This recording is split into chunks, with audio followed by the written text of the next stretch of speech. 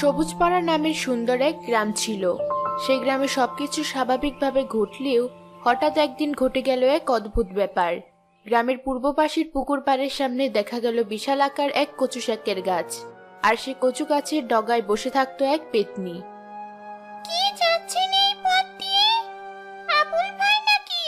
তা বাজারের ব্যাগে কি আছে দেখি।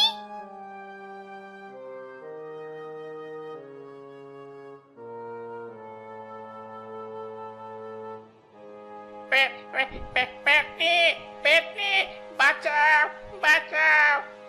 আবুল ভাই, ভয় পেও না। এই যে তোমার ব্যাগে থাকা কচুর লতি, এই নিব। বাকি সব নিয়ে বাড়ি ফিরে যাও। এটা দেখছি কচুখোর পেটনি। ওরে বাবারে, পালাও, পালাও।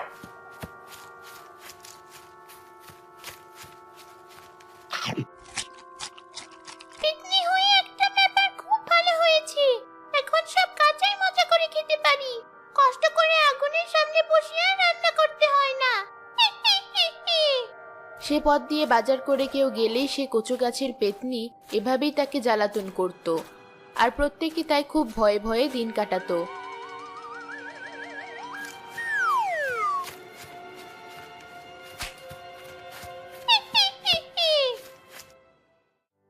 ওদিকে সে গ্রামেই ফারুক নামের এক লোক তার বৃদ্ধা মা সমীরন, ছেলের বউ আলো আর মেয়ে সোনালীকে নিয়ে বাস করত। তাদের সংসারে সবকিছুই বেশ ভালোভাবেই কাটতো। কিন্তু যখনই ফারুকের কন্যা সোনালী কচু শাক খেতে চাইতো, তখনই ফারুক রেগেমেগে বাড়ি থেকে বেরিয়ে চলে যেত। আবার সেই কচু, কচু আর কচু, জীবনে যেন কচু ছাড়া আর কিছু নেই। বাজারই করব না আমি, ধুর। ফারুক রেগে বাড়ি থেকে বেরিয়ে চলে যায়। এদিকে বাজার তো করতে হবে, তাই ফারুকের বৃদ্ধা মা বাজারে যাওয়ার জন্য সোনালীকে ডাকতে থাকে। নাতনি, ছাতাটা নিয়ে আয়। এই তুমুল বৃষ্টিতে ছাতা না নিয়ে বাজারে গেলে তো ভিজে একসার হয়ে যাব। আসছি বুড়িমা।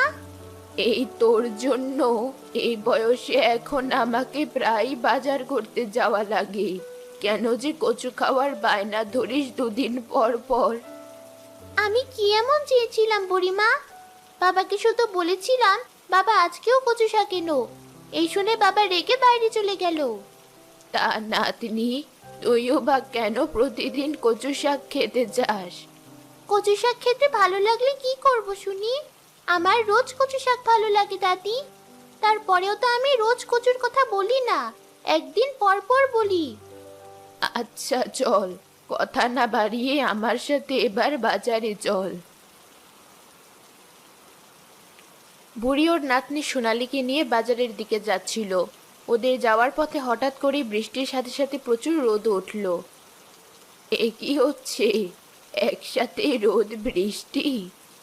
ভালোই তো হচ্ছে বুড়িমা, রোদ হচ্ছে বৃষ্টি হচ্ছে, ঠিক শিয়ালের বিয়ে হচ্ছে। সোনালী এমনটা বলার পরেই ওদের চোখ পড়ল পুকুরের সামনে দাঁড়ানো বিশাল আকার সেই কচু গাছের দিকে। এ তো তাজ্জব ব্যাপার, লোকেরা দেখছি এতদিন ঠিকই বলেছিল। নাতনি, এই ভর দুপুরে এই পুকুর পাড় দিয়ে আসা আমাদের মোটেও ঠিক হয়নি।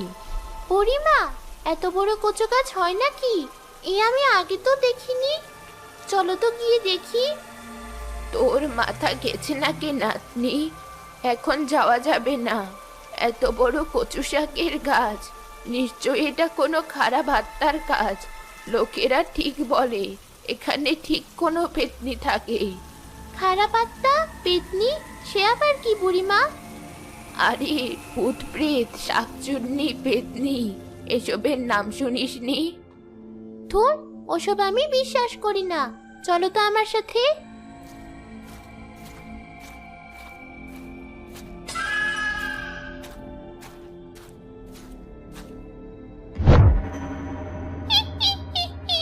কে যায়? আমার বাড়ির সামনে দিয়ে কে যায়? ফারুকের মেয়ে নাকি? কে? আমি। আমার কাছে আসবি নাকি? তা তুইও নাকি আমার মতোই কচু শাক খেতে খুব ভালোবাসিস? আমার কাছে চলে আয়, আমি তোকে প্রতিদিন কচু খাওয়াবো। তোর বাবার কাছে থেকে তুই প্রতিদিন কচু খেতে পারবি না। ওরে বাবা রে, সোনালি চল আমার সাথে। বলেছিলাম এই পথে যাওয়ার দরকার নেই। এই দেখছি আমার বুড়ি শাশুড়ি